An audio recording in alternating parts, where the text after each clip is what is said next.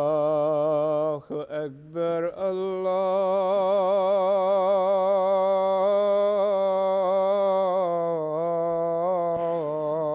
الله أكبر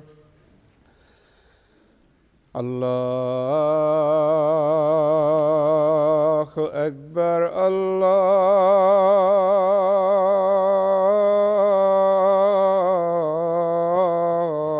الله أكبر أشهد أن لا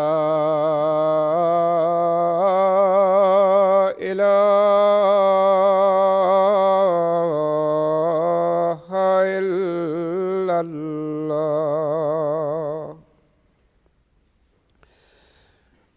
أشهد أن لا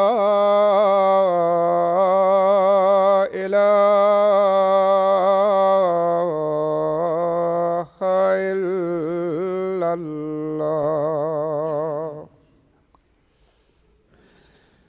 أشهد أن محمدًا رسول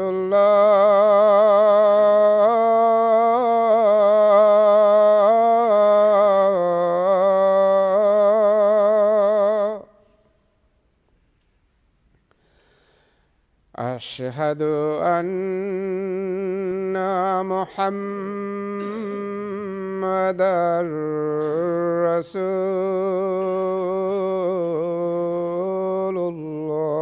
الله حي على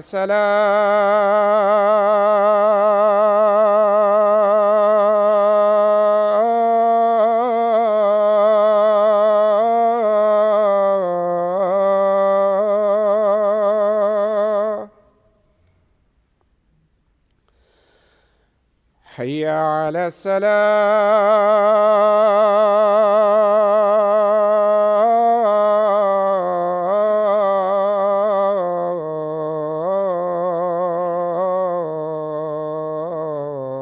الصلاة حي على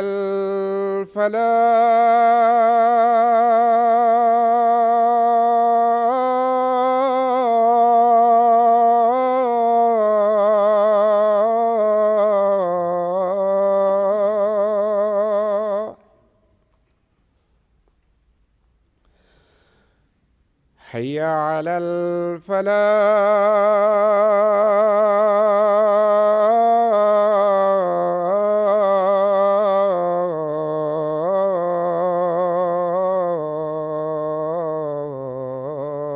الفلاح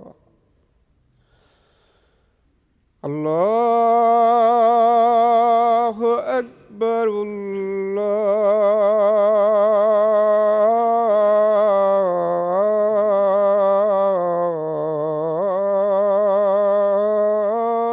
الله أكبر لا إله إلا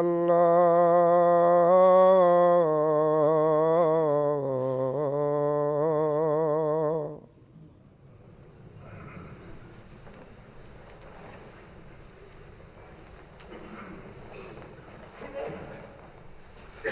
السلام عليكم ورحمة الله.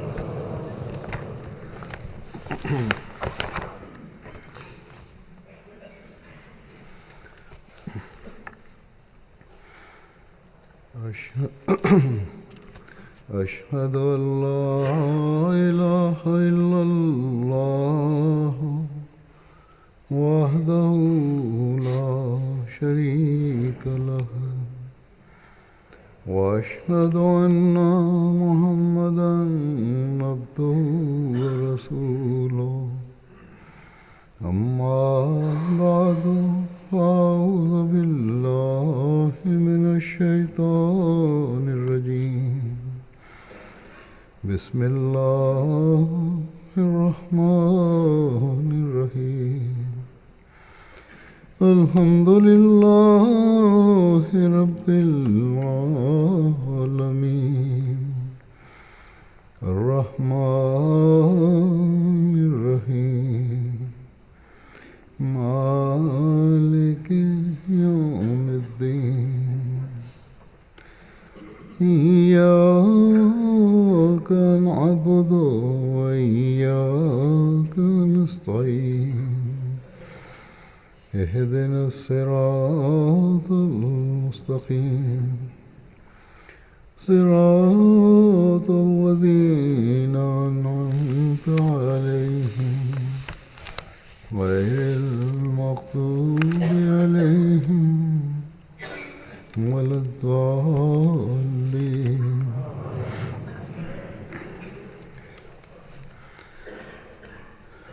گزشتہ خطبے میں نے بیان کیا تھا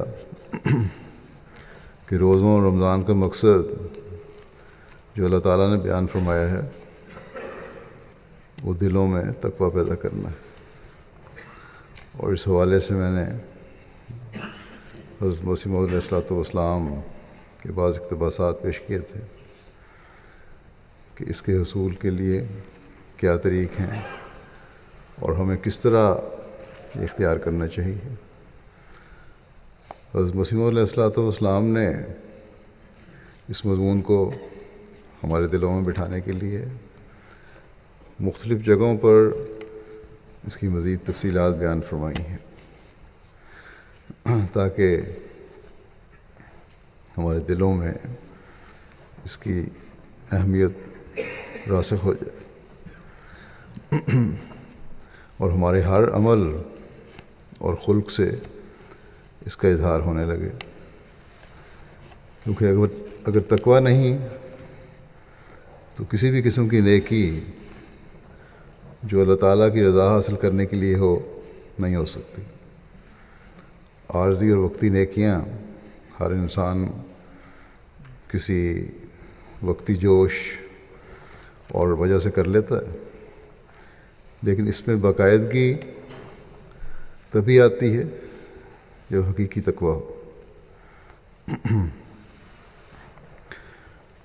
حضرت مسیح علیہ السلام نے اس بات کو بیان فرماتے ہوئے کہ انسان کے متقی ہونے کے لیے صرف اتنا ہی کافی نہیں کہ وہ عبادت کرنے والا ہو یا صرف حقوق اللہ کی ادائیگی کر رہا ہو، بلکہ متقی وہ ہے جس کا اخلاقی معیار بھی اعلیٰ ہو، یہ آپ نے بیان فرمایا، اور وہ اپنے اخلاق سے دوسروں پر اپنی نیکی اور تقویٰ کا اثر قائم کرے۔ چنانچہ آپ نے ایک موقع پر فرمایا کہ اخلاق انسان کے صالح ہونے کی نشانی ہے۔ پھر اس بات کو بیان فرماتے ہوئے کہ ایک مومن کی زندگی کا مقصد یہ ہونا چاہیے کہ اسلام کی تعلیم کی خوبصورتی ہمیشہ ظاہر کی جائے، اور یہ اس صورت میں ممکن ہے جب تقویٰ پر چلتے ہوئے اعلیٰ اخلاق کا مظاہرہ کیا جائے۔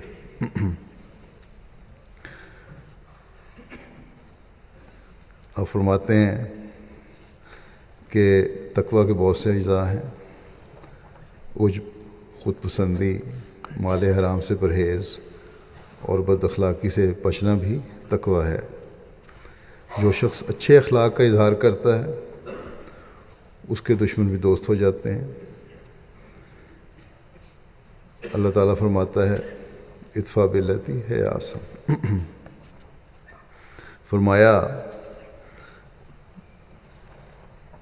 ایک تو یہ برائیوں سے بچنا یہ تقویٰ ہے، اچھے اخلاق کا اظہار کرنا یہ تقویٰ ہے، جس سے دشمن بھی دوست ہو جاتا ہے۔ آپ فرماتے ہیں اب خیال کرو کہ یہ ہدایت کیا تعلیم دیتی ہے اس ہدایت میں اللہ تعالیٰ کا یہ منشا ہے کہ اگر مخالف گالی بھی دے تو اس کا جواب گالی سے نہ دیا جائے بلکہ اس پر صبر کیا جائے۔ اس کا نتیجہ یہ ہوگا کہ مخالف تمہاری فضیلت کا قائل ہو کر خود ہی نادم اور شرمندہ ہوگا، اور یہ سزا اس سزا سے بہت بڑھ کر ہوگی جو انتقامی طور پر تم اس کو دے سکتے ہو۔ فرماتے ہیں یوں تو ایک ذرا سا آدمی اقدام قتل تک نوبت پہنچا سکتا ہے، لیکن انسانیت کا تقاضا اور تقویٰ کا منشا یہ نہیں ہے۔ خوش اخلاقی ایک ایسا جوہر ہے کہ موذی سے انسان پر بھی اس کا اثر پڑتا ہے،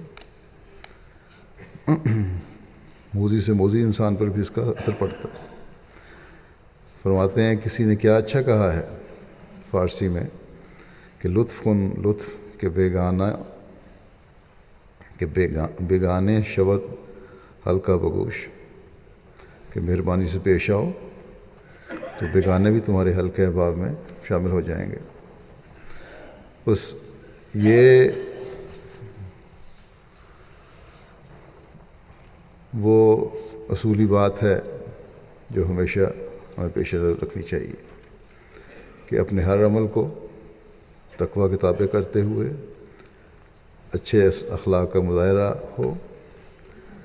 پھر اس بات کی مزید وضاحت فرماتے ہوئے کہ اخلاق سے کیا مراد ہے اور ان کا مقصد کیا ہو، جو اچھے اخلاق کا مظاہرہ اس کا مقصد کیا ہو۔ اور ہمارے سامنے ان اخلاق کا نمونہ کیا ہے؟ اب فرماتے ہیں کہ اول اخلاق جو انسان کو انسان بناتا ہے، اخلاق سے کوئی صرف نرمی کرنا ہی مراد نہ لے لے۔ جو اخلاق انسان کو انسان بناتے ہیں ان سے صرف اتنی مراد نہیں ہے کہ تم دوسروں سے نرمی سے پیش آؤ۔ فرمایا کہ خلق اور خلق دو لفظ ہیں جو بالمقابل معنوں پر دلالت کرتے ہیں۔ خلق ظاہری پیدائش کا نام ہے، جیسے کان، ناک، یہاں تک کہ بال وغیرہ بھی سب خلق میں شامل ہیں، اور خلق باطنی پیدائش کا نام ہے۔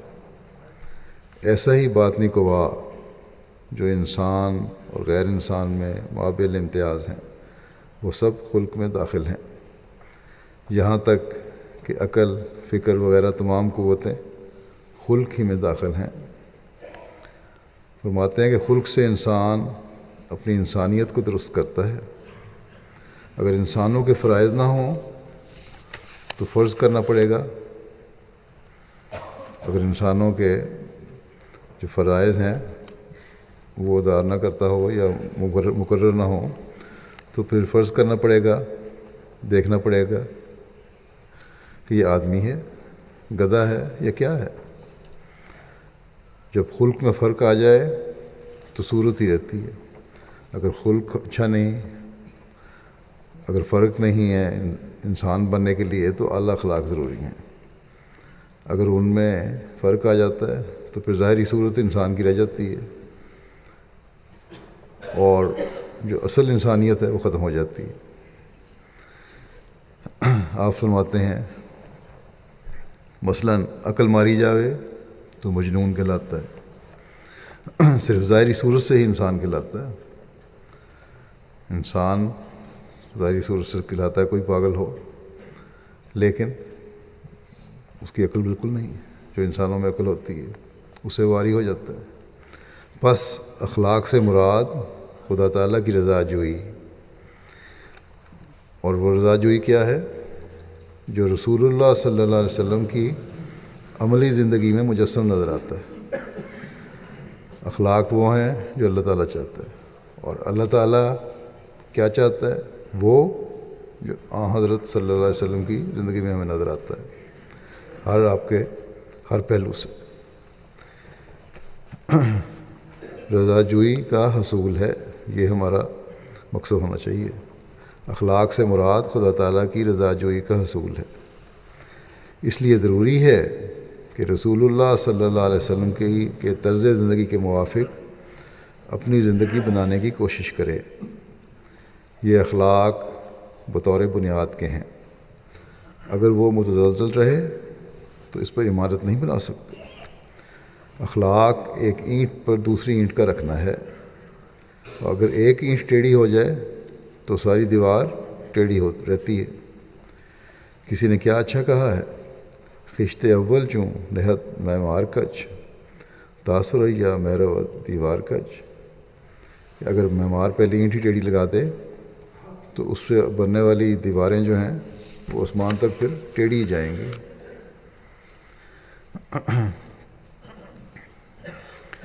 پھر آپ فرماتے ہیں ان باتوں کو نہایت توجہ سے سننا چاہیے۔ اکثر آدمیوں کو میں نے دیکھا ہے اور غور سے مطالعہ کیا ہے کہ بعض سخاوت تو کرتے ہیں، بڑے سخی ہیں، لوگوں کو دیتے بھی ہیں، لیکن ساتھ ہی غصہ ور اور زود رنج بھی ہوتے ہیں، غصے میں فوراً آ جاتے ہیں۔ بعض حلیم تو ہیں لیکن بخیل ہیں، بڑے حلیم ہیں، نرم مزاج ہیں لیکن کنجوس ہیں۔ بعض غضب اور طیش کی حالت میں ڈنڈے مار مار کر گھائل کر دیتے ہیں، مگر تواضع اور انکسار نام کو نہیں۔ بعض کو دیکھا ہے کہ تواضع اور انکسار تو ان میں پرلے درجے کا ہے، مگر شجاعت بالکل نہیں ہے۔ یا تو غصے میں آ گئے تو انکساری اور تو عاجزی کوئی نہیں۔ اگر انکساری اور عاجزی دکھائیں گے تو پھر جہاں بہادری کی ضرورت ہے وہ خلق ان میں ختم ہو جاتا ہے۔ فرمایا کہ یہ پھر حضرت صلی اللہ علیہ وسلم کے اخلاق کے بارے میں آپ فرماتے ہیں کہ اللہ تعالیٰ نے آپ صلی اللہ علیہ وسلم کی شان میں فرمایا کہ انکا لعلی خلق عظیم، اور زندگی کے ہر میدان میں آپ نے اپنے خلق کے وہ نمونے قائم کر دیے جو اپنی مثال آپ ہیں، اور جس پر اپنی طاقت اور بساط کے مطابق چلنا ہر مومن کا فرض ہے۔ حضرت صلی اللہ علیہ وسلم کے بارے میں فرمایا کہ ایک وقت ہے کہ آپ فصاحت بیانی سے ایک گروہ کو تصویر کی صورت میں حیران کر دیتے ہیں۔ ایسی تقریر اور ایسی فصاحت بیانی ہے کہ بڑا مجمع جو ہے وہ متاثر ہو جاتا ہے۔ ایک وقت آتا ہے کہ تیر و تلوار کے میدان میں بڑھ کر شجاعت دکھاتے ہیں، سخاوت پر آتے ہیں تو سونے کا پہاڑ بخشتے ہیں، حلم میں اپنی شان دکھاتے ہیں تو واجب القتل کو چھوڑ دیتے ہیں۔ الغرض رسول اللہ صلی اللہ علیہ وسلم کا بے نظیر اور کامل نمونہ ہے جو خدا تعالیٰ نے دکھا دیا۔ آپ فرماتے ہیں کہ اس کی مثال ایک بڑے عظیم الشان درخت کی ہے جس کے سائے میں بیٹھ کر انسان اس کے ہر جز سے اپنی ضرورتوں کو پورا کر لے۔ اس کا پھل، اس کا پھول، اس کی چھال، اس کے پتے، غرضی کہ ہر چیز مفید ہے۔ پھر آپ فرماتے ہیں حضرت صلی اللہ علیہ وسلم کے بارے میں مزید آپ کے خلق کے بارے میں کہ لڑائی میں سب سے بہادر وہ سمجھا جاتا تھا جو حضرت صلی اللہ علیہ وسلم کے پاس ہوتا تھا، کیونکہ آپ بڑے خطرناک مقام میں ہوتے تھے۔ سبحان اللہ، کیا شان ہے۔ فرماتے ہیں کہ ایک وقت آتا ہے کہ آپ کے پاس اس قدر بھیڑ بکریاں تھیں کہ کیسر و کسریٰ کے پاس بھی نہ ہوں، آپ نے وہ سب ایک سائل کو بخش دیں۔ ایک خلق کا یہ اظہار ہے۔ اب اگر پاس نہ ہوتا تو کیا بخشتے؟ پھر ایک اور رنگ ہے، اگر حکومت کا رنگ نہ ہوتا تو یہ کیوں کر ثابت ہوتا کہ آپ واجب القتل کفار کو باوجود مقدرت انتقام کے بخش سکتے ہیں۔ قدرت رکھتے ہیں، طاقت ہے، اس کے باوجود بخش دیا۔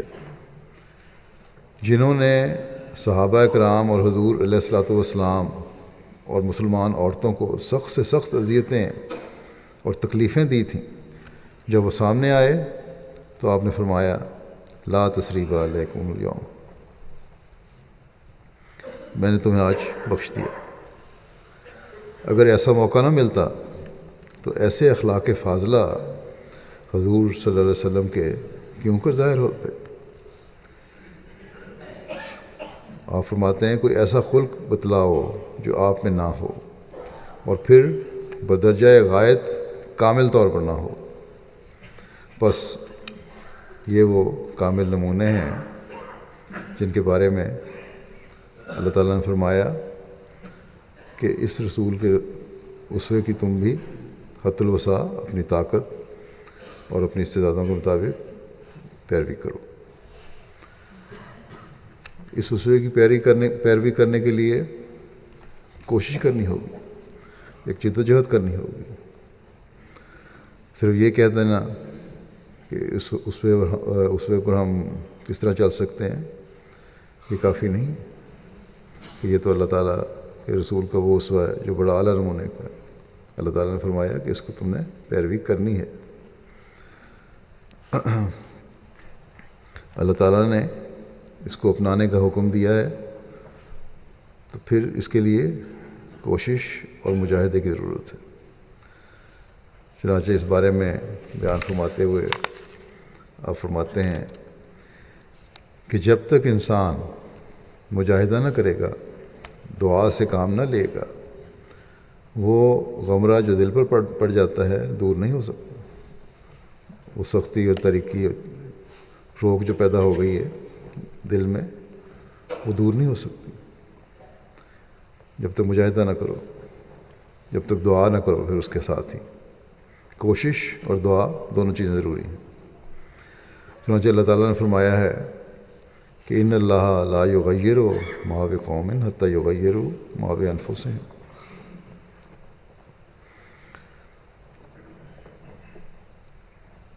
یعنی خدا تعالیٰ ہر قسم کی آفت اور بلا کو جو قوم پر آتی ہے دور نہیں کرتا ہے جب تک خود قوم اس کو دور کرنے کی کوشش نہ کرے، ہمت نہ کرے، شجاعت سے کام نہ لے، تو کیوں کر تبدیلی ہو۔ فرماتے ہیں یہ اللہ تعالیٰ کی ایک لا تبدیل سنت ہے، جیسے فرمایا وَلَن تَجِدَ لِسُنَّتِ اللَّهِ تبدیلا۔ بس ہماری جماعت ہو یا کوئی ہو، وہ تبدیل اخلاق اسی صورت میں کر سکتے ہیں جب مجاہدہ اور دعا سے کام لے، ورنہ ممکن نہیں ہے۔ پھر حضرت مسیح موعود علیہ السلام اس بات کو بیان فرماتے ہوئے کہ انسان کے اخلاق جتنے بھی گرے ہوئے ہوں، اگر اصلاح کرنا چاہے تو اصلاح ہو سکتی ہے۔ جیسا کہ پہلے بھی فرمایا کہ اس کے لیے مجاہدہ کرنا پڑتا ہے۔ آپ نے اس بارے میں حکماء کے نظریات کا بھی ذکر فرمایا ہے اور ایک مثال بیان فرمائی ہے۔ چنانچہ فرماتے ہیں کہ حکماء کے تبدیل اخلاق پر دو مذہب ہیں۔ ایک تو وہ ہیں جو یہ مانتے ہیں کہ انسان تبدیل اخلاق پر قادر ہے، اور دوسرے وہ ہیں جو یہ مانتے ہیں کہ وہ قادر نہیں۔ اصل بات یہ ہے کہ کسل اور سستی نہ ہو اور ہاتھ پیر ہلاوے تو تبدیل ہو سکتے ہیں۔ سستی نہ دکھاؤ، مجاہدہ کرو تو اخلاق بہتر ہو سکتے ہیں۔ فرمایا کہ مجھے اس مقام پر ایک حکایت یاد آئی ہے، اور وہ یہ ہے، کہتے ہیں کہ یونانیوں کے مشہور فلاسفر افلاطون کے پاس ایک آدمی آیا اور دروازے پر کھڑے ہو کر اندر اطلاع کرائی۔ افلاطون کا قاعدہ تھا کہ جب تک آنے والے کا حلیہ اور نقوش چہرہ کو معلوم نہ کر لیتا تھا، اندر نہیں آنے دیتا تھا۔ اس کا حلیہ اور اس کی ظاہری حالت وغیرہ جب تک پتہ نہ کر لے، اندر نہیں آنے دیتا تھا۔ اور وہ قیافہ سے استنباط کر لیتا تھا کہ شخص مذکور کیسا ہے، جو شخص آیا ہے وہ کیسا ہے، اندازہ لگا لیتا تھا ان باتوں سے، کس قسم کا ہے۔ نوکر نے آ کر اس شخص کا حلیہ حسب معمول بتایا تو افلاطون نے جواب دیا کہ اس شخص کو کہہ دو کہ چونکہ تم میں اخلاق رذیلہ بہت ہیں، میں ملنا نہیں چاہتا۔ اس آدمی نے گھٹیا اخلاق کے مالک کو تو میں تمہیں نہیں ملنا چاہتا۔ اس آدمی نے جب افلاطون کا یہ جواب سنا تو نوکر سے کہا کہ تم جا کر کہہ دو کہ جو کچھ آپ نے فرمایا وہ ٹھیک ہے، مگر میں نے اپنی عادت رذیلہ کا قلع کما کر کے اصلاح کر لی ہے، ختم کر دی ہیں گندی باتیں، بد اخلاقیاں۔ اس پر افلاطون نے کہا ہاں یہ ہو سکتا ہے۔ چنانچہ اس کو اندر بلا لیا اور نہایت عزت و احترام کے ساتھ اس سے ملاقات کی۔ آپ فرماتے ہیں کہ جن حکماء کا یہ خیال ہے کہ تبدیل اخلاق ممکن نہیں، وہ غلطی پر ہیں۔ ہم دیکھتے ہیں کہ بعض ملازمت پیشہ لوگ جو رشوت لیتے ہیں، جب وہ سچی توبہ کر لیتے ہیں، پھر اگر ان کو کوئی سونے کا پہاڑ بھی دے تو اس پر نگاہ نہیں کرتے۔ پھر آپ اخلاق کی درستی کی طرف توجہ دلاتے ہوئے ایک مثال دیتے ہوئے فرماتے ہیں کہ انسان پر جیسے ایک طرف نقص فی الخلق کا زمانہ آتا ہے، یعنی کہ اس کی کمزوری پیدا ہونی شروع ہو جاتی ہے اس کی بناوٹ میں، ظاہری بناوٹ میں جسم کی، جسے بڑھاپا کہتے ہیں، اس وقت آنکھیں اپنا کام چھوڑ دیتی ہیں، کان شنوا نہیں ہو سکتے، غرض کہ ہر ایک عضو بدن اپنے کام سے عاری اور معطل کے قریب قریب ہو جاتا ہے۔ اسی طرح سے یاد رکھو کہ پیرانہ سالی دو قسم کی ہوتی ہے، یہ بڑھاپا دو قسم کا ہوتا ہے، طبی اور غیر طبی۔ طبی تو وہ ہے جیسا کہ اوپر ذکر ہوا، ظاہری جسم کا بڑھاپا ہے، یہ طبی بڑھاپا ہے، اور غیر طبی وہ ہے کہ کوئی اپنی امراض لاحقہ کا فکر نہ کرے، جو مرضی ہیں اس کو ان کی فکر نہ کرو، تو وہ انسان کو کمزور کر کے قبل از وقت پیرانہ سال بنا دیں گی، بوڑھا کر دیں گی اگر فکر نہیں کرو گے تو۔ جیسے نظام جسمانی میں یہ طریق ہے، اگر بیماریوں کا علاج نہ کرے انسان تو کمزور ہو جاتا ہے جسم۔ یہ جسمانی نظام میں ایک طریق ہے، دو طرح کے، ایک طبی بڑھاپا، عمر کے ساتھ ساتھ بڑھاپا آتا ہے، ایک غیر طبی بڑھاپا جو بعض ایسی وجوہات سے آتا ہے انسان پر، یا کمزوری آتی ہے جو بے احتیاطی کی وجہ سے ہوتی ہے۔ فرمایا کہ ایسا ہی اندرونی اور روحانی نظام میں بھی ہوتا ہے۔ ایک ظاہری نظام میں جس طرح یہ دو طرح کے بڑھاپے ہیں، اسی طرح اندرونی اور روحانی نظام جو ہے اس میں بھی دو طرح کے بڑھاپے ہیں۔ اگر کوئی اپنے اخلاق فاسدہ کو اخلاق فاضلہ اور خصائل حسنہ سے تبدیل کرنے کی کوشش نہیں کرتا، جو برے اور گندے خیالات ہیں ان کو اچھے خیالات اور اچھے باتوں سے تبدیل نہیں کرتا، کوشش نہیں کرتا، تو اس کی اخلاقی حالت بالکل گر جاتی ہے۔ رسول اللہ صلی اللہ علیہ وسلم کے ارشاد اور قرآن کریم کی تعلیم سے یہ امر ببداہت ثابت ہو چکا ہے کہ ہر ایک مرض کی دوا ہے، لیکن اگر کسل اور سستی انسان پر غالب آ جاوے تو بجوز ہلاکت کے اور کیا چارہ ہے۔ اگر ایسی بے نیازی سے زندگی بسر کرے جیسی کہ ایک بوڑھا کرتا ہے تو کیوں کر بچاؤ ہو سکتا ہے۔ بس آج کل اس سستی کو دور کرنے کے لیے اللہ تعالیٰ نے سامان مہیا فرمائے ہیں۔ اس باب میں اخلاق کی بہتری کی طرف بھی ہر ایک کو توجہ دینی چاہیے، اور دوسرے کمزوریوں اور گناہوں سے بچنے کی طرف بھی توجہ دینی چاہیے۔ اگر توجہ نہ کی اس ماحول کے باوجود تو جیسا کہ حضرت مسیح علیہ السلام نے فرمایا کہ پھر بڑھاپے کی حالت میں چلا جائے گا انسان، اور اس میں زندگی کا خاتمہ ہے، اور پھر اللہ تعالیٰ کے حضور بغیر تقویٰ کے پھر انسان حاضر ہوتا ہے۔ پھر حصول اخلاق کے لیے توبہ کی طرف توجہ دلاتے ہوئے آپ فرماتے ہیں کہ توبہ دراصل حصول اخلاق کے لیے بڑی محرک اور معیت چیز ہے۔ اخلاق، اعلیٰ اخلاق حاصل کرنے ہیں تو وہ بھی توبہ سے حاصل ہوتے ہیں۔ صرف توبہ یہ نہیں گناہوں سے معافی مانگ لی، بلکہ اگر اعلیٰ اخلاق پہ چلنا ہے، ان کو حاصل کرنا ہے، اس کے لیے بھی توبہ بڑی ضروری ہے۔ اور فرمایا کہ اور انسان کو کامل بنا دیتی ہے، یعنی جو شخص اپنے اخلاق سیئہ کی تبدیلی چاہتا ہے اس کے لیے ضروری ہے کہ سچے دل اور پکے ارادے کے ساتھ توبہ کرے۔ یہ بات بھی یاد رکھنی چاہیے کہ توبہ کے 3 شرائط ہیں، بدون ان کی تکمیل کے سچی توبہ، جسے توبۃ النصوح کہتے ہیں، حاصل نہیں ہوتی۔ ان ہر 6 شرائط میں سے پہلی شرط، جسے عربی زبان میں اقلاع کہتے ہیں، یعنی ان خیالات فاسدہ کو دور کر دیا جاوے جو ان خصائل ردیہ کے محرک ہیں، جو رد کرنے کے لائق چیزیں آتے ہیں، بیہودہ خیالات ہیں، بد اخلاقیاں ہیں، ان کو دور کرنے کے لیے ضروری ہیں۔ پہلی شرط جو ہے فرمایا کہ اصل بات یہ ہے، اور پہلی شرط کس طرح ہے کہ تصورات کا بڑا بھاری اثر پڑتا ہے۔ کس طرح دور کرنا ہے اس کی تفصیل بیان فرماتے ہیں کہ تصورات، انسان جب تصور کرتا ہے کسی چیز کا تو اس کا انسان کی طبیعت پر بہت بڑا اثر پڑتا ہے، کیونکہ حیطۂ عمل میں آنے سے پہلے سے پیشتر ہر ایک فعل ایک تصوری صورت رکھتا ہے۔ کسی بھی کام کو کرنے کے لیے یا کوئی بھی چیز یا خیال جب عمل میں آتا ہے، اس سے پہلے وہ ایک خیال ہوتا ہے، ایک تصور ہوتا ہے۔ بس توبہ کے لیے پہلی شرط یہ ہے کہ ان خیالات فاسدہ و تصورات بد کو چھوڑ دے۔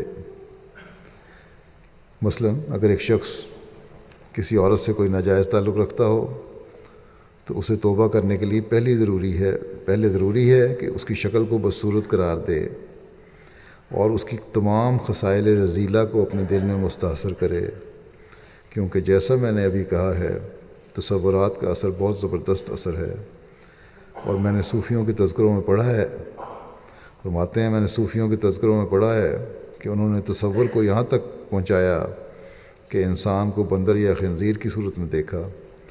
غرض یہ ہے کہ جیسا کوئی تصور کرتا ہے ویسا ہی رنگ چڑھ جاتا ہے۔ بس جو خیالات بد لذات کا موجب سمجھے جاتے ہیں ان کا قلع کما کرے، یہ پہلی شرط ہے، تصور میں ان کو گندہ سمجھے۔ دوسری شرط ندم ہے، یعنی پشیمانی ہے اور ندامت ظاہر کرنا۔ ہر ایک انسان کا کانشیس اپنے اندر یہ قوت رکھتا ہے کہ وہ اس کو ہر برائی پر متنبع کرتا ہے، مگر بدبخت انسان اس کو معطل چھوڑ دیتا ہے، کام نہیں لیتا اس سے، جو اس کے اندر اللہ تعالیٰ نے ایک صلاحیت رکھی ہوئی ہے۔ بس گناہ اور بدی کے ارتکاب پر پشیمانی ظاہر کرے اور یہ خیال کرے کہ یہ لذات عارضی اور چند روزہ ہیں، یہ دنیا کی لذات جو ہیں بالکل عارضی ہیں، چند دنوں کی ہیں، اور پھر یہ بھی سوچے کہ ہر مرتبہ اس لذت اور حظ میں کمی ہوتی جاتی ہے، یہاں تک کہ بڑھاپے میں آ کر جب کہ قوا بیکار اور کمزور ہو جائیں گے، آخر ان سب لذات دنیا کو چھوڑنا ہوگا۔ بس جب کہ خود زندگی ہی میں یہ سب لذات چھوٹ جانے والی ہیں تو پھر ان کے ارتکاب سے کیا حاصل؟ بڑا ہی خوش قسمت ہے وہ انسان، فرماتے ہیں بڑا ہی خوش قسمت ہے وہ انسان جو توبہ کی طرف رجوع کرے اور جس میں اول اقلاع کا خیال پیدا ہو، یعنی خیالات فاسدہ و تصورات بیہودہ کو قلع کما کرے۔ جب یہ نجاست اور ناپاکی نکل جاوے تو پھر نادم ہو اور اپنے کیے پر پشیمان ہو۔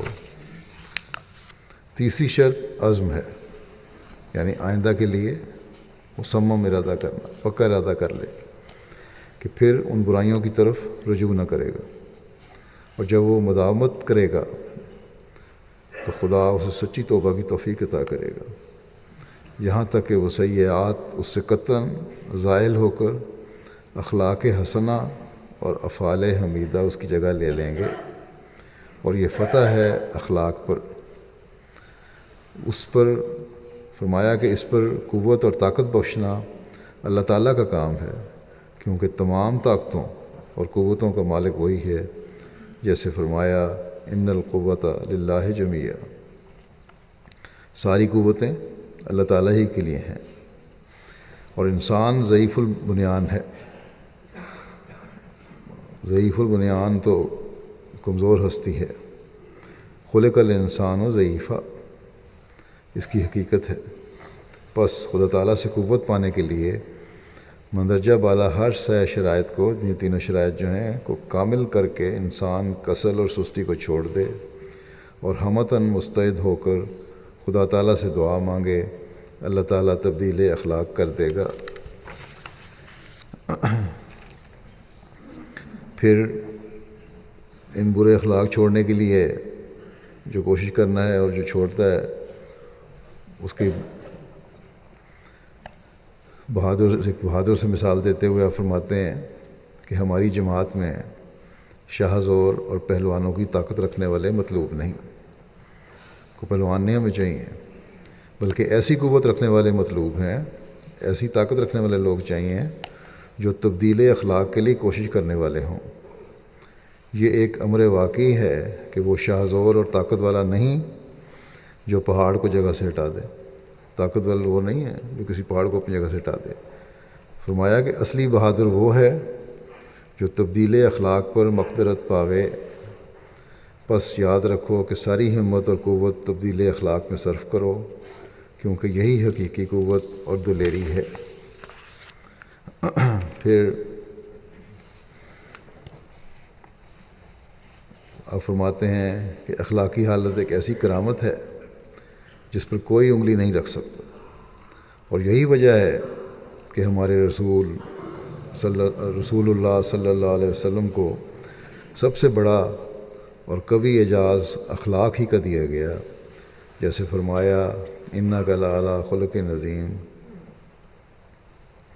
یوں تو حضرت صلی اللہ علیہ وسلم کے ہر ایک قسم کے خوارق قوت ثبوت میں جملہ انبیاء علیہ السلام کے معجزات سے بجائے خود بڑھے ہوئے ہیں، مگر آپ کے اخلاقی اعجاز کا نمبر ان سب سے اول ہے، جس کی نظیر دنیا کی تاریخ نہیں بتلا سکتی اور نہ پیش کر سکے گی۔ آپ فرماتے ہیں میں سمجھتا ہوں کہ ہر ایک شخص جو اپنے اخلاق سیئہ کو چھوڑ کر عادات ذمیمہ کو ترک کر کے خصائل حسنہ کو لیتا ہے، اس کے لیے برائیاں چھوڑ کر نیکیاں اختیار کرتا ہے، اس کے لیے وہی کرامت ہے۔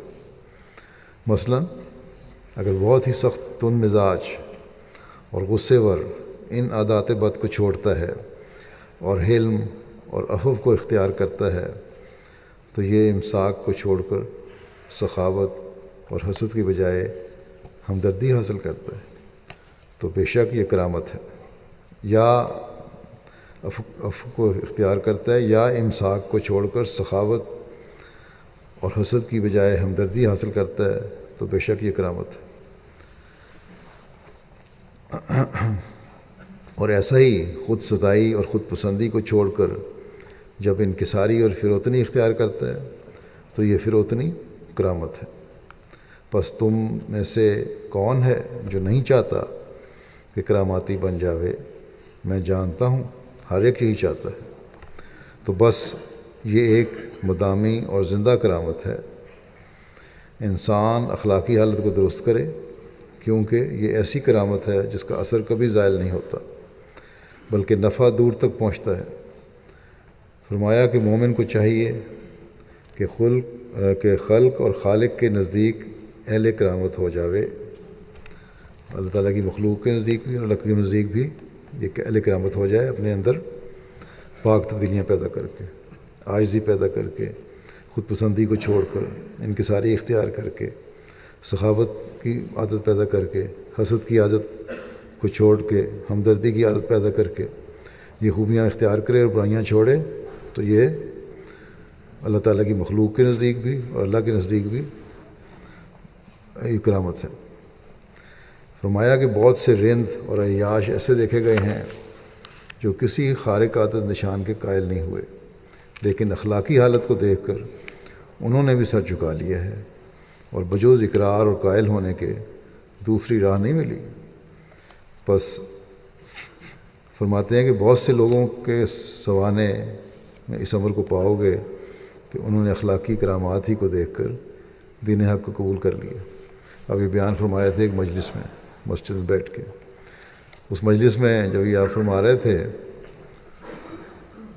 تو چند سکھ فقیرانہ لباس میں آئے، نشہ چڑھا ہوا تھا ان کو، وہ بھی اس مجلس میں آ گئے۔ انہوں نے آ کر، لکھنے والے لکھتے ہیں کہ ایسی بکواس کی کہ ممکن تھا کہ اس بہشتی مجلس میں بھنگ پڑے،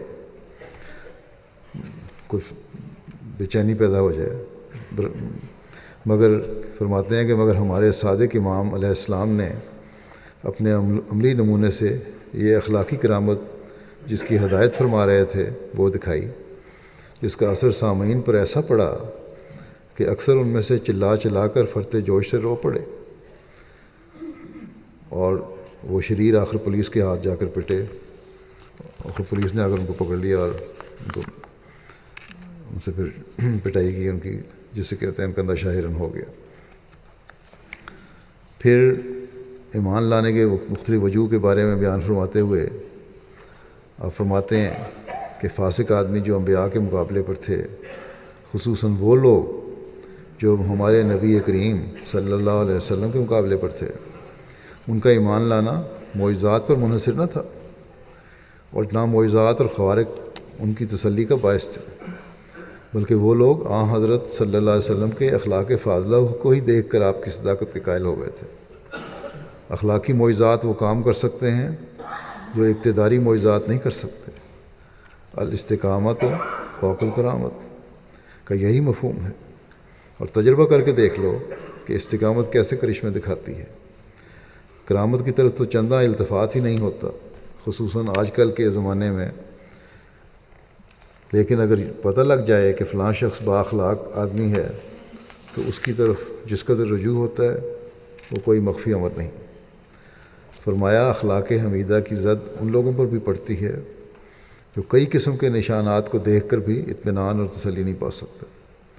بات یہ ہے، فرماتے ہیں کہ بات یہ ہے کہ بعض آدمی ظاہری معجزات اور خوارق کو دیکھ کر ایمان لاتے ہیں، اور بعض حقائق اور معارف کو دیکھ کر، مگر اکثر وہ لوگ ہوتے ہیں جن کی ہدایت اور تسلی کا موجب اخلاق فاضلہ اور التفات ہوتے ہیں۔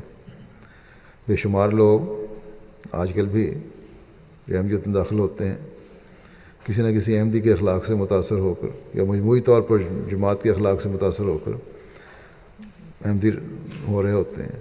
بس ہر احمدی کو اس بات پر نظر رکھنی چاہیے کہ اخلاق صرف اسے تقویٰ میں بڑھانے کے لیے نہیں ہے، بلکہ ایک دینی فریضہ ہے اور دوسروں کی اصلاح کا ذریعہ بھی ہے۔ اس لیے ہر احمدی کو اپنے اخلاق کا پہ نظر رکھنی چاہیے۔ ایمان کا طریق کیا ہے، اس کی وضاحت فرماتے ہوئے آپ فرماتے ہیں کہ اللہ تعالیٰ سے اصلاح چاہنا اور اپنی قوت خرچ کرنا یہی ایمان کا طریق ہے۔ اپنا زور لگانا، جو جتنی طاقت ہے اس کو خرچ کرنا، اور اللہ تعالیٰ سے دعا کرنا اصلاح کے لیے، ایمان حاصل کرنے کا یہ طریقہ ہے۔ فرماتے ہیں کہ حدیث شریف میں آیا ہے کہ جو یقین سے اپنا ہاتھ دعا کے لیے اٹھاتا ہے، اللہ تعالیٰ اس کی دعا رد نہیں کرتا۔ بس خدا سے مانگو اور یقین اور صدق نیت سے مانگو۔ فرماتے ہیں کہ میری نصیحت پھر یہی ہے کہ اچھے اخلاق ظاہر کرنا ہی اپنی کرامت ظاہر کرنا ہے۔ اگر کوئی کہے کہ میں کراماتی بننا نہیں چاہتا تو یہ یاد رکھے کہ شیطان اسے دھوکے میں ڈالتا ہے۔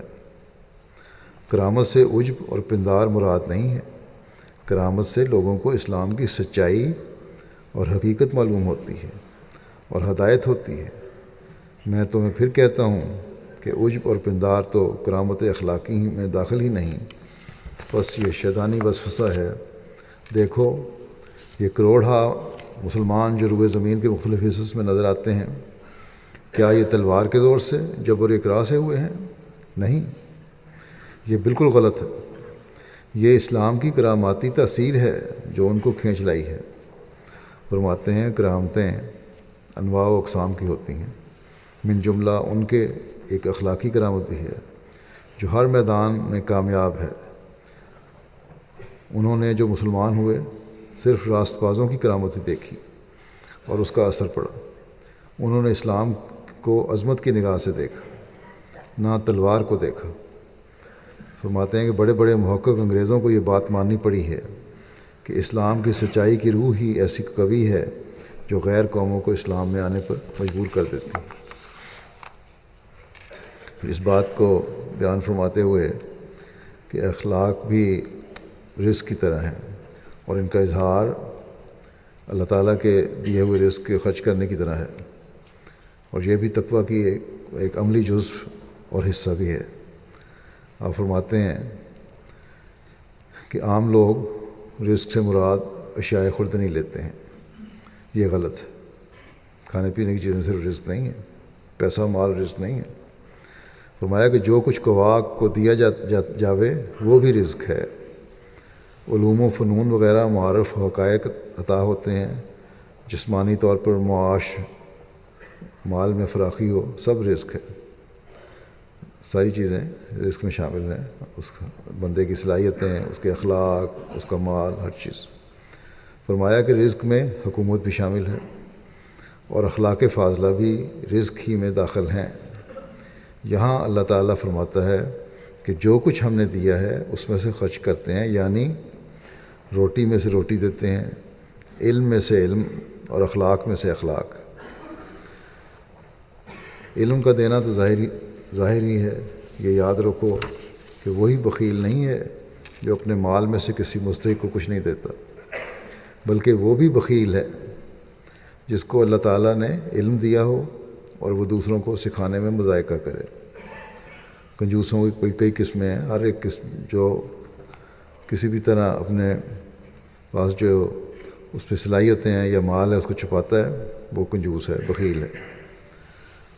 فرمایا محض اس خیال سے اپنے علوم و فنون سے کسی کو واقف نہ کرنا کہ اگر وہ سیکھ جاوے گا تو ہماری بے قدری ہو جاوے گی یا آمدنی میں فرق آ جائے گا، شرک ہے، کیونکہ اس صورت میں وہ اس علم یا فن کو ہی اپنا رازق اور خدا سمجھتا ہے۔ اسی طرح پر جو اپنے اخلاق سے کام نہیں لیتا وہ بھی بخیل ہے۔ اخلاق کا دینا یہی ہوتا ہے کہ جو اخلاق فاضلہ اللہ تعالیٰ نے محض اپنے فضل سے دے رکھے ہیں اس کی مخلوق سے ان اخلاق سے پیش آوے۔ جو اخلاق اللہ تعالیٰ نے انسان کو دیے ہیں، پہلے تو اخلاق حاصل کرے، پھر ان اخلاق کا اظہار لوگوں کے سامنے کرے۔ یہ اس کو رزق کو جو اللہ تعالیٰ نے دیا ہے اس کو دینے کا اظہار ہے۔ فرمایا وہ لوگ اس کے نمونے کو دیکھ کر خود بھی اخلاق پیدا کرنے کی کوشش کریں گے۔ جب نمونے قائم کرے گا انسان اپنے اخلاق دکھانے کے، تو لوگ بھی پھر با اخلاق ہونے کی کوشش کریں گے۔ فرماتے ہیں کہ اخلاق سے اس قدر ہی مراد نہیں ہے کہ زبان کی نرمی اور ان کی الفاظ کی نرمی سے کام لے، نہیں، بلکہ شجاعت، مروت، عفت، جس قدر قوتیں انسان کو دی گئی ہیں دراصل سب اخلاقی قوتیں ہیں۔ ان کا برمحل استعمال کرنا ہی ان کو اخلاقی حالت میں لے آتا ہے۔ اپنی جماعت کے افراد کے اعلیٰ اخلاق پر فائز ہونے اور اپنے اندر تبدیلی پیدا کرنے کی نصیحت کرتے ہوئے آپ فرماتے ہیں کہ جو شخص اپنے ہمسائے کو اپنے اخلاق میں تبدیلی دکھاتا ہے، پہلے کیا تھا اور اب کیا ہے، وہ گویا ایک کرامت دکھاتا ہے، اس کا اثر ہمسائے پر بہت اعلیٰ درجے کا پڑتا ہے۔ فرماتے ہیں کہ ہماری جماعت پر اعتراض کرتے ہیں کہ ہم نہیں جانتے کہ کیا ترقی ہو گئی ہے، اور تہمت لگاتے ہیں کہ افتراء، غیظ و غضب میں مبتلا ہیں۔ کیا یہ ان کے لیے باعث ندامت نہیں ہے کہ انسان عمدہ سمجھ کر اس سلسلے میں آیا تھا، جیسا کہ ایک رشید فرزند اپنے باپ کی نیک نامی ظاہر کرتا ہے، کیونکہ بیعت کرنے والا فرزند کے حکم میں ہوتا ہے۔ اسی لیے ہاں حضرت صلی اللہ علیہ وسلم کی ازواج مطہرات کو امہات المومنین کہا ہے، گویا کہ حضور آمات المومنین کے باپ ہیں۔ جسمانی باپ زمین پر لانے کا موجب ہوتا ہے اور حیات ظاہری کا باعث، مگر روحانی باپ آسمان پر لے جاتا ہے اور اس مرکز اصلی کی طرف رہنمائی کرتا ہے۔ فرماتے ہیں کہ آپ پسند کرتے ہیں کہ کوئی بیٹا اپنے باپ کو بدنام کرے؟ لوگ اور الزام لگا رہے ہیں کہ یہ ہے برائیاں ہیں آپ لوگوں میں، تو اس کا مطلب یہ ہے کہ تم بدنام کر رہے ہو جماعت کو۔ اور کوئی بیٹا یہ فرماتے ہیں کہ کوئی پسند کرتا ہے یہ کہ کوئی بیٹا اپنے باپ کو بدنام کرے، تو وائف کے ہاں جائے، قمار بازی کرتا پھرے، شراب پیوے، یا ایسے افعال کبیحہ کا مرتکب ہو جو باپ کی بدنامی کا موجب ہوں؟ فرماتے ہیں میں جانتا ہوں کوئی آدمی ایسا نہیں ہو سکتا جو اس فعل کو پسند کرے، لیکن جب وہ ناخلف بیٹا ایسا کرتا ہے تو پھر زبان خلق بند نہیں ہو سکتی۔ اگر کوئی کرے تو پھر دنیا ہاتھ انگلیاں اٹھاتی ہے۔ لوگ اس کے باپ کی طرف نسبت کر کے کہیں گے کہ یہ فلاں شخص کا بیٹا فلاں بد کام کرتا ہے، بس وہ ناخلف بیٹا خود ہی باپ کی بدنامی کا موجب ہوتا ہے۔ اسی طرح پر جب کوئی شخص ایک سلسلے میں شامل ہوتا ہے، جماعت میں جب شامل ہوئے اور اس سلسلے کی عظمت اور عزت کا خیال نہیں رکھتا اور اس کے خلاف کرتا ہے تو وہ عند اللہ ماخوذ ہوتا ہے، اللہ کے نزدیک وہ پھر پکڑا جائے گا، قابل مواخذہ ہوگا، کیونکہ وہ صرف اپنے آپ ہی کو ہلاکت میں نہیں ڈالتا بلکہ دوسروں کے لیے ایک برا نمونہ ہو کر ان کو سعادت اور ہدایت کی راہ سے محروم رکھتا ہے۔ بس جہاں تک فرماتے ہیں جہاں تک آپ لوگوں کی طاقت ہے خدا تعالیٰ سے مدد مانگو اور اپنی پوری طاقت اور ہمت سے اپنی کمزوریوں کو دور کرنے کی کوشش کرو۔ جہاں عاجز آ جاؤ وہاں صدق اور یقین سے ہاتھ اٹھاؤ، کیونکہ خشوع اور خضوع سے اٹھائے ہوئے ہاتھ جو صدق اور یقین کی تحریک سے اٹھتے ہیں خالی واپس نہیں ہوتے۔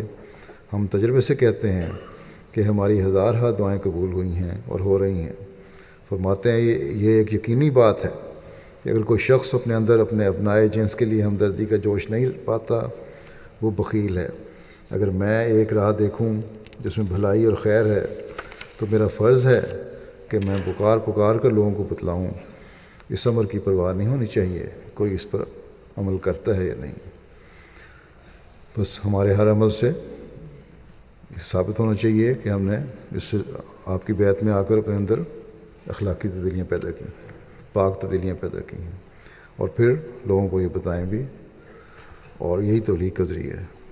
اللہ تعالیٰ ہمیں تقوی پر چلتے ہوئے اپنے اخلاق میں پاک تبدیلیاں پیدا کرنے اور حضرت صلی اللہ علیہ وسلم کے اسوہ حسنہ کو سامنے رکھنے اور اعلیٰ اخلاق کے ہر وقت اظہار کی توفیق عطا فرمائے، اور ہم حضرت مسیح علیہ الصلوۃ والسلام کی خواہش کے مطابق ہی اپنی زندگیاں گزارنے والے ہوں۔ نماز کے بعد میں 2 جنازے غائب بھی پڑھاؤں گا۔ ایک ہے مکرم لطف الرحمان محمود صاحب امریکہ کا، جو مکرم میاں عطاء الرحمان صاحب کے بیٹے تھے۔ 27 مئی 2017 کو ان کی وفات ہوئی ہے، انا للہ و انا الیہ راجعون۔ ان کا تعلق بھیرے سے تھا اور ان کے دادا حضرت میاں کریم دین صاحب رضی اللہ عنہ حضرت مسیح علیہ السلام کے صحابی تھے، جنہوں نے 1894 میں بیعت کی تھی۔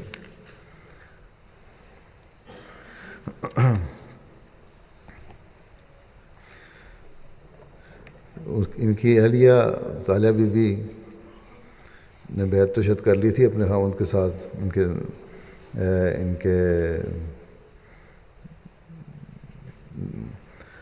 دادی نے، لیکن پورا شاید یقین نہیں تھا۔ انہوں نے خواب دیکھی تھی، طالیہ بی بی ان کا نام تھا۔ ان کی خواب سن کے حضرت مسیح علیہ السلام نے فرمایا تھا کہ جس عورت کو یہ خواب آئی ہے، مگر جس عورت کو یہ خواب آئی مگر اس عورت کو مجھ پر کامل یقین نہیں ہے۔ کوئی خواب آئی تھی، اس سے اظہار تھا کہ کامل یقین نہیں حضرت مسیح علیہ السلام کی آمد پر، بعثت پر۔ فرمایا کہ اگر وہ مجھ پر کامل یقین کرے تو خدا لڑکا عطا کرے گا۔ چنانچہ یہ قادیان پھر دستی بیعت کے لیے گئے اور پھر خدا تعالیٰ نے ان کو لڑکا عطا کیا، جس کا نام حضرت مسیح علیہ السلام نے عطاء الرحمان رکھا ہے، یعنی لطف الرحمان صاحب کے والد تھے۔ یہ بڑا لمبا عرصہ تعلیم اسلام اسکول میں بھی پڑھاتے رہے، سائنس پڑھاتے تھے۔ میں بھی ان کا شاگردوں میں شامل تھا اسکول میں۔ بڑے بیٹے تھے میاں عطاء الرحمان صاحب کے، خدام الانبیاء پاکستان کے مرکزی طور پر محتمین کی خدمت کی توفیق پائی۔ المنار اور خالد کے ایڈیٹر بھی رہے، پھر سیرالیون چلے گئے وہاں جماعت کے اسکول میں، اور کافی لمبا عرصہ سیرالیون میں رہے، پھر ریٹائر ہو کے پھر امریکہ چلے گئے تھے۔ تقریر اور تحریر کا بہت ملکہ حاصل تھا انہیں، ان کے مضامین اکثر الفضل میں شائع ہوتے تھے۔ محمود مجیب اصغر صاحب کہتے ہیں کہ انہوں نے ایک دفعہ پاکستان آئے تو خلافت لائبریری میں حوالے تلاش کر رہے تھے۔ انہوں نے بتایا کہ امریکی اخبارات میں اسلام اور قرآن پر جو اعتراضات ہوتے ہیں ان کا مستند حوالوں سے جواب تیار کر کے انہیں بھجواتا ہوں، تو عموماً اخبار والے میرا مضمون شائع کر دیتے ہیں۔ محمود لطف الرحمان صاحب نے بتایا یہ، اور اسی حوالے سے میں اسے خلافت لائبریری میں حوالے تلاش کر رہا ہوں۔ عطاء المجیب راشد صاحب نے بھی لکھا ہے کہ بہت وسیع مطالعہ تھا، مذہبی مسائل پر گہری نظر رکھنے والے تھے، اردو اور انگریزی پر یکساں عبور تھا، اردو میں بہت تحقیقی اور معلوماتی مضامین خاص عالمانہ انداز میں لکھتے تھے، علمی نکات تلاش کرنے کا بہت شوق تھا، اور سلسلے کا لٹریچر ہمیشہ زیر مطالعہ رہتا تھا، بہت علم دوست تھے، برجستہ گوئی میں کمال رکھتے تھے۔ خلیل مبشر صاحب جو انچارج رہے ہیں سیرالیون مشنری میں، امیر رہے ہیں، وہ کہتے ہیں کہ 20 سال سے زائد عرصہ ہم نے اکٹھے گزارا اور بڑا قریب سے ان کو دیکھنے کا موقع ملا۔ بڑے منفرد مقام رکھنے والے انسان تھے، عاجز، منکسر المزاج۔ کہتے ہیں خاکساری کی حالت ایسی تھی کہ میرے پاس الفاظ نہیں بیان کرنے کے لیے، بڑے بے نفس انسان تھے، اور یہ اس میں مبالغہ نہیں، واقعی یہی حالت تھی ان کی۔ اللہ تعالیٰ نے انہیں تقریر اور تحریر کا بھی بڑا ملکہ دیا تھا۔ پھر یہ احمدیہ اسکول سے میں پرنسپل بھی پہلے ٹیچر تھے، پھر پرنسپل بن گئے، اور بڑے عمدہ رنگ میں تمام انتظامی کام میں سر انجام دیے۔ نمازیں بڑے خشوع سے ادا کرنے والے، اللہ تعالیٰ کی نعمتوں کا شکر ادا کرنے والے، چندے میں نہایت باقاعدہ، صدقہ و خیرات کرنے والے، مالی تحریکات میں بڑھ چڑھ کے حصہ لینے والے وجود تھے، اور خلافت سے بھی ان کا بڑے عقیدت کا اور محبت کا تعلق تھا۔ اس کے لیے مسیح رابعہ کا جو 88 کا دورہ تھا سیرالیون کا، اس میں بھی ان کو قابل قدر خدمات کی بھی توفیق ملی، اور حضور کا ادب اور احترام کہتے ہیں ایسا قابل دید تھا کہ دوسروں کے لیے بھی نمونہ تھا۔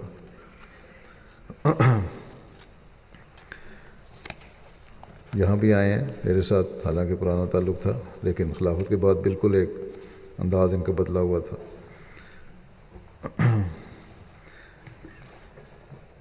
فضل احمد شاہد صاحب بھی ربیع سلسلہ کہتے ہیں کہ ایک دفعہ ایک عیسائی مناد بو میں آ کر اس نے بڑا مجمع اکٹھا کر کے لوگوں کے سامنے فرضی معجزات پیش کیے۔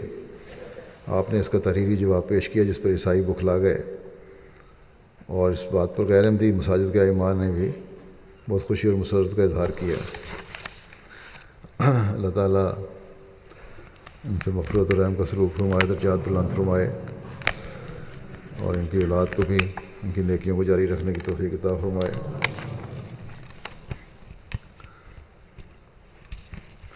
دوسرا جنازہ ہے عظم مرزا عمر احمد صاحب کا، جو صاحبزادہ ڈاکٹر مرزا منور احمد صاحب مرحوم کے بیٹے تھے، جو 5 جون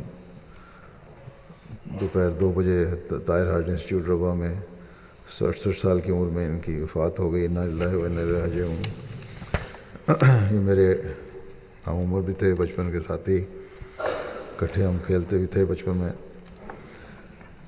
بڑی خوبیوں کے مالک تھے، اور خلافت کے بعد تو خاص طور پر میں نے دیکھا ہے کہ بالکل وہ ایک عزیز ہونا، رشتہ دار ہونا، ہم عمر ہونے کے باوجود، اور باوجود اس کے کہ بچپن سے اکٹھے پلے بڑھے، ایک بالکل احترام کا جو حالت تھی اور جو عقیدت تھی، وہ بالکل ایک مثالی بن چکی تھی ان کی۔ اللہ تعالیٰ ان کے درجات بلند فرمائے۔ ان کی شادی امت الکافی صاحبہ میجر سید سعید احمد صاحب کی جو بیٹی تھی ان کے ساتھ ہوئی. یہ ڈاکٹر میر محمد اسحاق صاحب کی نواسی ہیں. حضرت امام ثالث نے ان کا نکاح پڑھایا تھا. ان کے 5 بچے ہیں، 3 بیٹیاں اور 2 بیٹے، اور ایک بیٹی چھوٹی جو ہے سب سے واقف نو بھی ہے، ریویو ریلیجن میں بڑا اچھا کام کر رہی ہے. ایک بیٹی یہاں لندن میں ہیں، ڈاکٹر فریہ، ڈاکٹر حماد صاحب کی اہلیہ ہیں یہ، اور لجنہ میں مختلف حیثیتوں سے انہوں نے کافی کام کیا ہے. ان کی ہمشیرہ ہیں یہاں حمد اللہ صاحبہ، ڈاکٹر محمد اللہ خان صاحب کی اہلیہ، یہ بھی جماعت کی خدمت کرنے والے ہیں.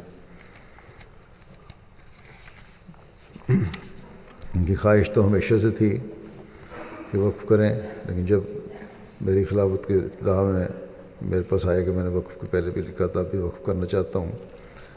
ان کی بعض صلاحیتوں کا مجھے علم تھا، اس لیے میں نے ان کا وقف منظور کیا اور ان کو ربا میں نائب صدر عمومی کے طور پر لگایا. اور اللہ تعالیٰ کے فضل سے انہوں نے بڑے آسن رنگ میں یہ کام وہاں سے انجام دیا. ان کی اہلیہ کہتی ہیں کہ میرا وقف، انہوں نے مجھے بتایا کہ میرا وقف خط میں نے لکھا تھا قبول ہو گیا ہے، اور پھر میں نے جو ان کو ہدایتیں دی تھیں کہ کس طرح وہاں جا کے کام کرنا ہے، اور دور کے محلوں میں خاص طور پر ربا کے دور کے محلے ہیں، ان کو بعضوں کو محرومی کا احساس ہوتا ہے، اس لیے وہاں ضرور دورہ کیا کرنا ہے. اور چنانچہ انہوں نے آخری زندگی تک اس کام کو نبھایا اور بڑی اچھی طرح نبھایا. اور وہاں کے لوگ، غریب لوگ بھی ان کے سے بڑے خوش تھے. بڑے عاجزی تھی ان کی طبیعت میں، اور معاملہ فہمی بھی بڑی تھی. اللہ تعالیٰ کی فضل سے بڑے آسان طریق میں معاملات نپٹا دیا کرتے تھے. صدر عمومی نے بھی لکھا ہے کہ بعض معاملات جو بڑے مشکل ہوتے تھے ہم ان کو دیتے تھے، اور یہ بڑے آسان رنگ میں ان کو انجام دیا کرتے تھے، اور فریقین راضی بھی ہو جاتے تھے ان کی بات سن کے. بلکہ بعض کہتے تھے کہ ہم نے فیصلہ کروانا ہے تو انہیں سے کروانا ہے، کیونکہ وہ ہر ایک کی بات سن کے اور بڑے انصاف سے فیصلہ کرتے ہیں. بچوں سے بھی، اپنے بچوں سے بھی، غیروں کے بچوں سے بھی، طبیعت میں ان کے بہت نرمی اور پیار تھا. بچوں سے بہت پیار کیا کرتے تھے. خلافت سے تعلق تو ان کا تھا ہی بہت زیادہ، ایک مثالی تعلق تھا میں کہنا چاہیے. یہی ان کے بچوں نے بھی لکھا ہے، ان کی بیوی نے بھی لکھا ہے، اور دوسرے لکھنے والوں نے بھی لکھا ہے کہ ان کے آخری بیماری کے دنوں میں ان کو کینسر کی بیماری تھی، تو کمزوری ہو جاتی تھی، جب زیادہ بہتر ہوتے تھے تو فوراً دفتر چلے جاتے تھے. اس لیے کہ یہاں جب آئے ہیں پچھلے دنوں تو میں نے کہا تھا کہ دفتر جاتے رہنا. تو انہوں نے کہ کیونکہ مجھے حکم ہے خلیفہ وقت کا کہ دفتر جاتے رہنا، اس لیے اپنی بیماری کی پرواہ نہیں کی اور باقاعدگی سے دفتر جاتے رہے. اور اس عرصے میں بھی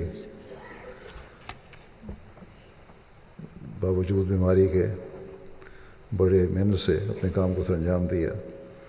ان کی بیٹی کہتی ہیں یہاں جب آئے ہیں ڈاکٹر نے دیکھا اور اس نے کہا کہ آپ کی بیماری بڑی خطرناک ہے، تو انہوں نے کہا کہ ٹھیک ہے، اللہ تعالیٰ نے شفا دینے والا ہے، تو جتنا چاہے گا وہ مجھے زندگی دے گا، اور مجھے کوئی اس پہ فکر نہیں ہے.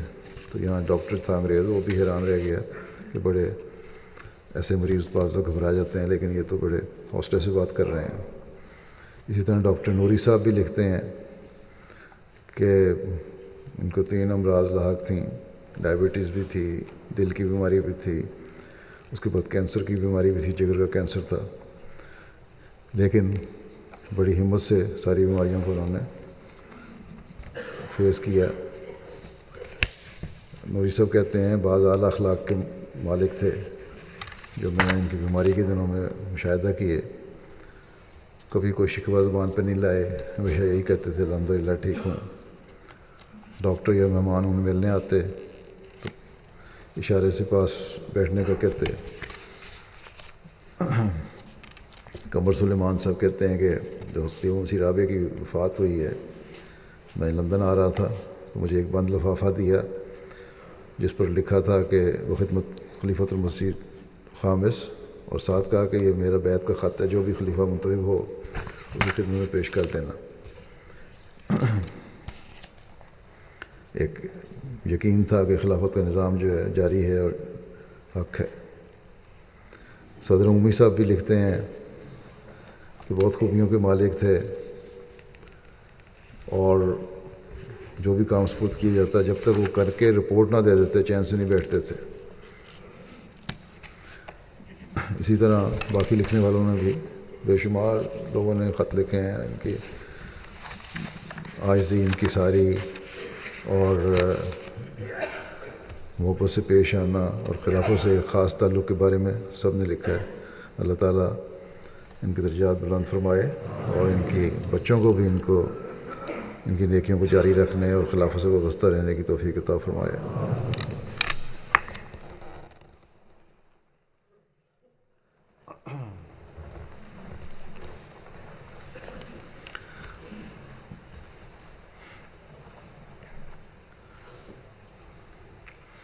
الحمد